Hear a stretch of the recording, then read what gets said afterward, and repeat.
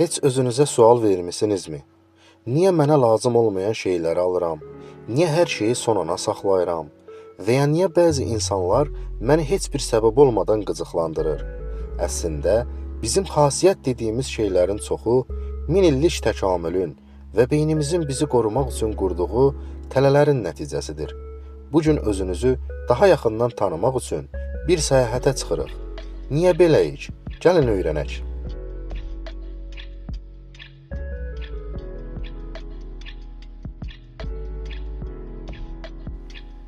Bu tənbəllik deyil. Psixologiyada buna prokrastinasiya deyilir. Beynimizdə iki mərkəz savaşır. Məntiqi tərəfimiz bu hesabatı bitir deyir. Amma duyğusal tərəfimiz anlıq həzz axtarır. Beyniniz çətin bir işi təhlükə kimi qəbul edir və sizi qorumaq üçün daha asan bir şeyə, məsələn, Instagrama yönləndirir.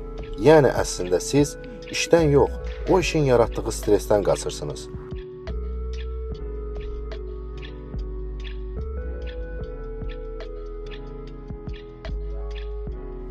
Biri ilə tanış olursunuz və o heç bir pis iş görməsə də ondan xoşunuz gəlmir. Niyə?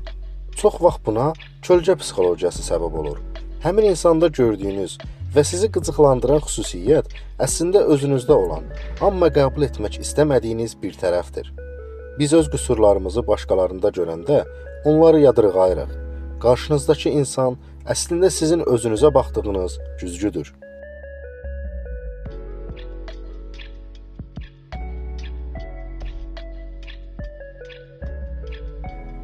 Yeni bir ayaqqabı və ya telefon alanda hiss etdiyiniz o qısa xoşbəxtlik. Beyniniz bu zaman dopamin ifraz edir. Amma problem budur ki, beyniniz o əşyanı istifadə etməyi yox, əldə etməyi mükafatlandırır. Paket açıldığı an seyr itir və beyin növbəti doza üçün yeni bir alış-veriş siyahısı hazırlayır.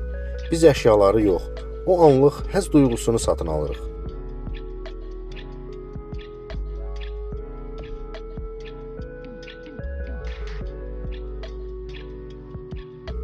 Bu bizim qədim sağ qalmaq instinktimizdir. Min illər əvvəl qrupdan qovulmaq ölüm demək idi.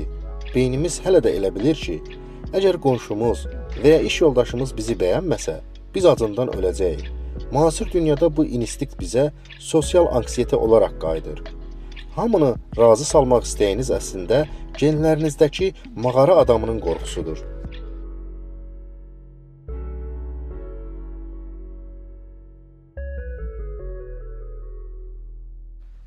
Buna emosional qidalanma deyilir. Uşaq olanda ağlayanda bizə konfet verirdilər ya da mükafat kimi dondurma alırdılar. İndi böyük olsaq da beynimiz stresslə mübarizə üçün həmin o şirin təhlükəsizlik zonasına qayıtmaq istəyir. Şəkər qandakı serotonini sürətlə qaldırır, amma bu sadəcə müvəqqəti bir yara bandıdır.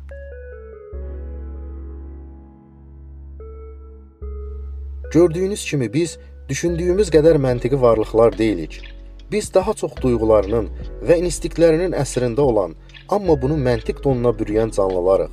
Özünüzü tanıdıqca bu tələlərə düşməmək daha asan olacaq. Sizin ən çox etdiyiniz məntiqsiz davranış hansıdır? Şərhlərdə paylaşın. Bəlkə onun da elmi izahını birlikdə tapdıq. İzlədiyiniz üçün təşəkkürlər.